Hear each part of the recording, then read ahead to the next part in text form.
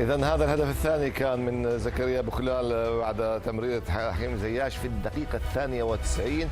هذا الهدف الذي أكد الانتصار يوسف. فوز حتى بالنسبه للاهداف مهمه جدا في هذه المجموعه. نعم. هدفين لا شيء، نتيجه اكثر من رائعه، ولا واحد كان ما نتخيل 1-0 مع نهايه المباراه كل راح يدافع، لكن الاصرار دائما على اللعب والمرتدات كما قلت اصبحت المساحات بعد الهدف الاول.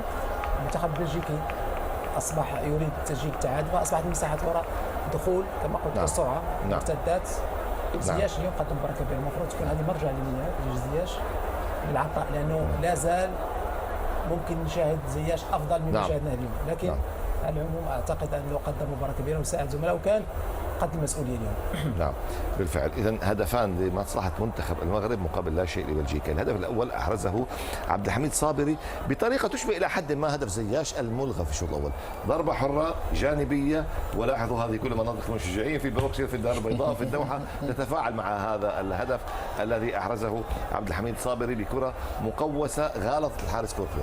اهميه الضربات الثابته ابو خالد للفرق اللي بتلعب بطريقه زي المغرب، التكتل الدفاعي والتحفظ الدفاعي بعد الشيء، فلما يجي له كره ثابته او ركنيه يستفيد منها بشكل جيد، وده اتكرر اكتر من مره في المباراه، ياكد برضو ان في مدرب بيشتغل على الكرات الثابته، ودي حل من الحلول للفرق اللي ما بتوصلش المرمى المنافسين بشكل متوالي.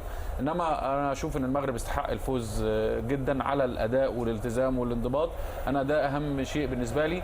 لا حسينا في مباراه كرواتيا بخطوره كتير على المرمى بالرغم من اللاعبين بيلعبوا قدام اسماء ممتازه. هنا زياش وخبرته واهميه رؤيته للملعب، لاعب عنده ثقه وعنده شخصيه وعنده رؤيه لتحرك زملائه في خلال المباراه، فانا اشوف ان هو مكسب كبير جدا جدا وجود زياش مع الفريق، واضافه اكثر من رائعه وممتازه. نعم. ولما طالب الجمهور بوحه خالد، جمهور المغرب لما طالب زياش، انا يعرفون ان زياش يحتاجه المنتخب، يحتاج فرق وطني، يحتاج تعنت بعض الاحيان قوي، تعنت المدرب في عمليه المنادات على اللاعبين هو والمزراوي على اشياء من الدار البيضاء طبعا. وبالتالي فعلا هي احدى مزايا وليد الركراكي انه اعاد اللاعبين بين قوسين المبعدين عن المنتخب، يعني حمد الله زياش وكلهم هؤلاء كان اليوم لهم دور في هذا الفوز. لانه لما نتكلم على اللاعبين هم في حاجه الى النقاش، في حاجه الى الحوار. لا اعتقد انه زياش غير محترف، لو كان غير محترف لما لعب في اياكس تالق، ولما انت تفكر تشيلسي فيه.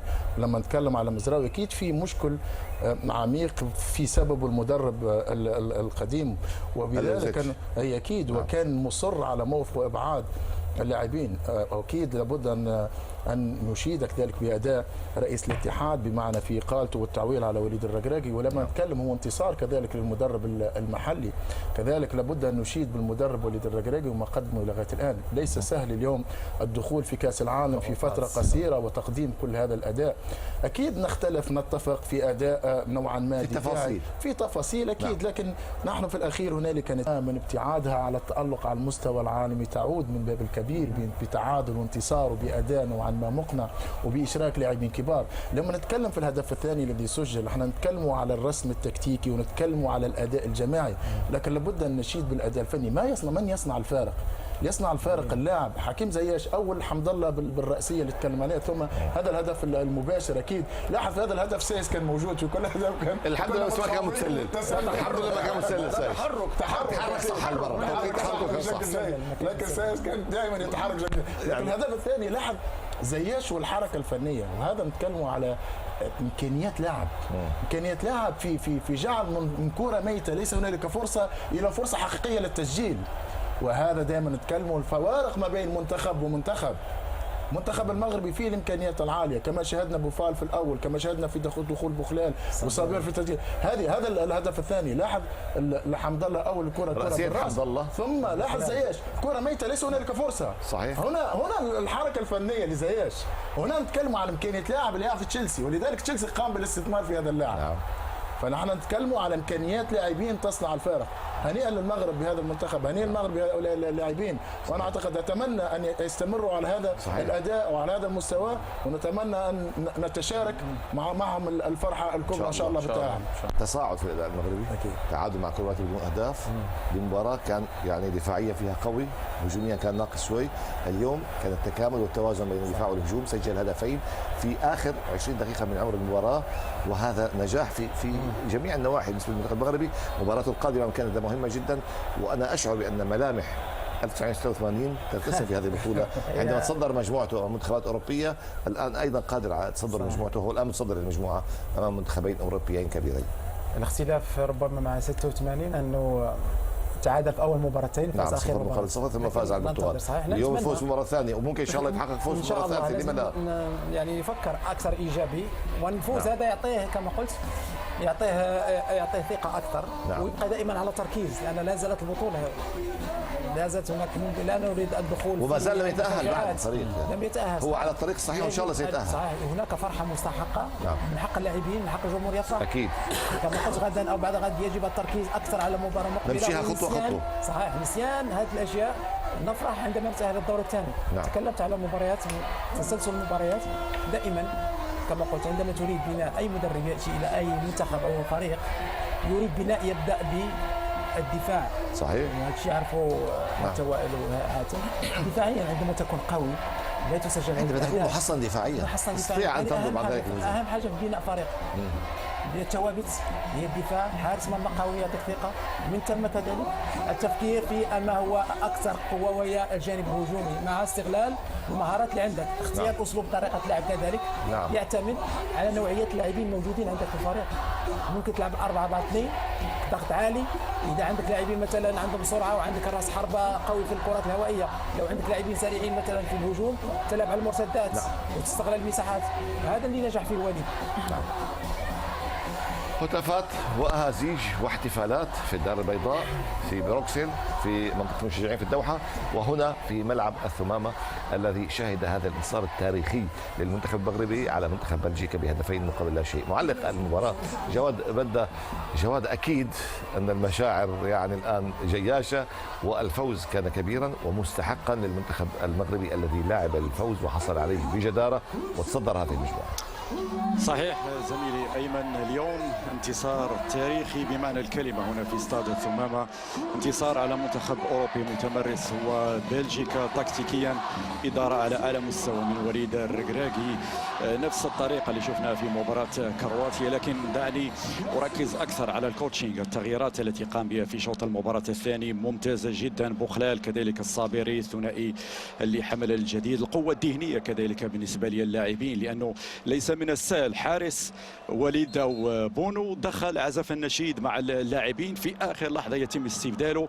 ممكن منتخب آخر يعني في الحالات نادرة هذه نتابعها اليوم في المونديال، حارس يستبدل ثواني فقط قبل بداية المباراة. اللاعبون لم يتأثروا. هذا يعطيك فكرة زميلي أيمن بأنه التحضير الذهني كذلك مهم جدا في هكذا مواعيد. طبعا إلى جانب الانضباط التكتيكي رقميا، وليد الركراكي 5 كلين شيت، لأنه في الثلاث مباريات الودية لم يستقبل أي هدف أمام تشيلي، أمام الباراغواي، أمام جورجيا في اللقاءات الودية، وكذلك في كأس العالم أمام كرواتيا. بلجيكا 5 مباريات دون تلقي هدف. هذا يعطيك فكرة بأنه في عمل في العمق على مستوى الدفاعي. اليوم شفنا النقلات، التحول الهجومي كان مميز جدا، الكرات ثابتة، السلاح البلجيكي لعبنا عليه كذلك، والصابري أعطانا الهدف الأول قبل الهدف الثاني، هدف الخلاص.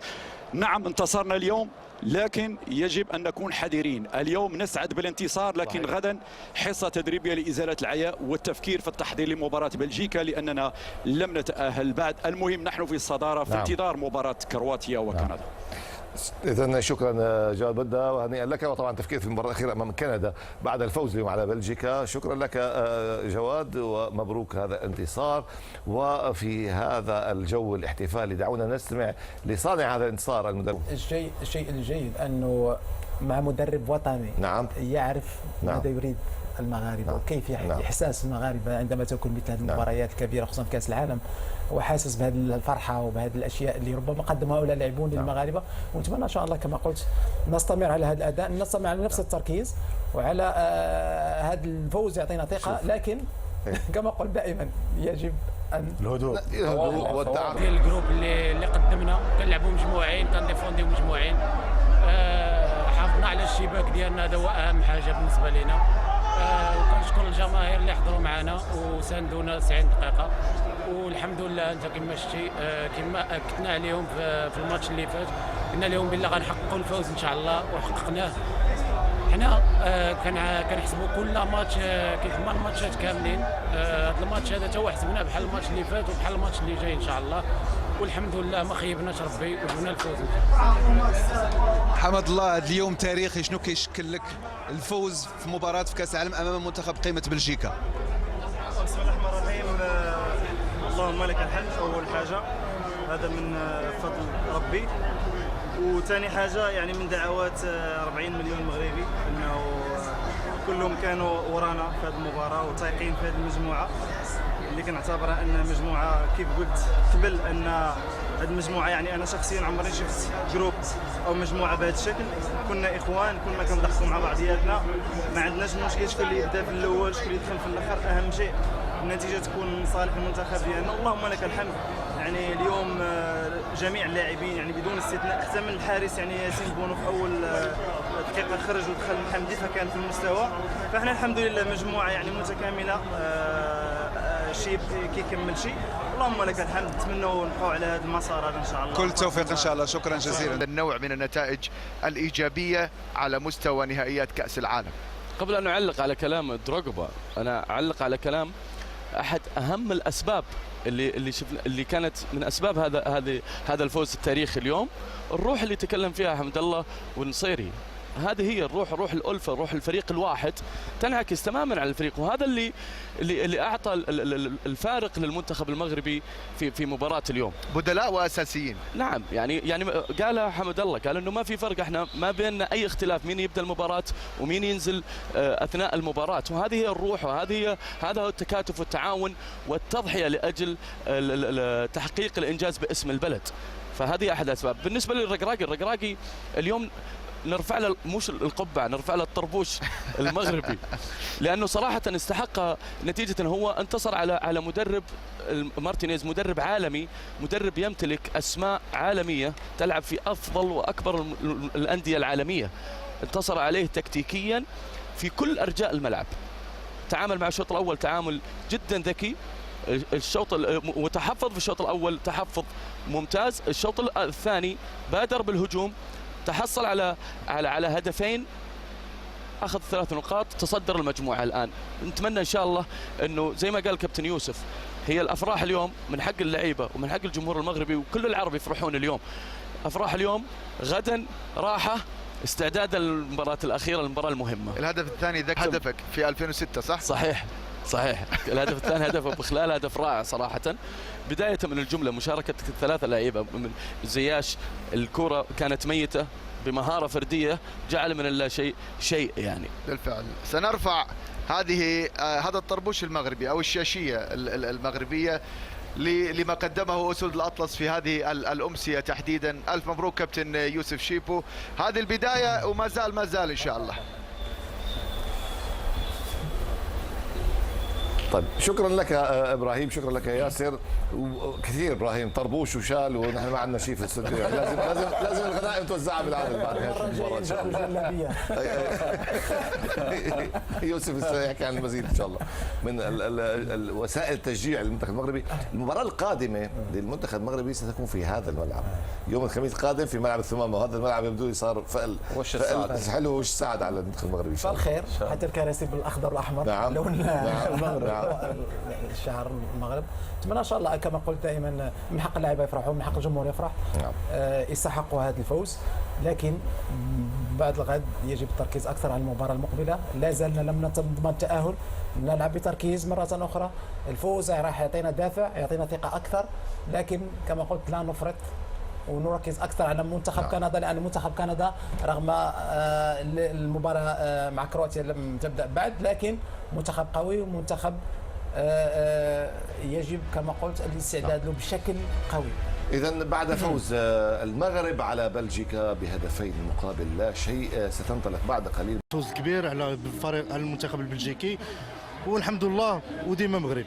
اذا من هذا الجانب ايضا سابدا ب خويا النوالي هذا الربح كان خاصنا لانه بريبارينا ووجدنا هيئنا بزاف، عندنا فريق مجهد وعرفنا غندوزو بوجان احمر، عندنا عناصر شابه غنشكلوا خطوره، كنتمنى نكونوا في مستوى شبحوا الشعب المغربي. تحيه للغرب.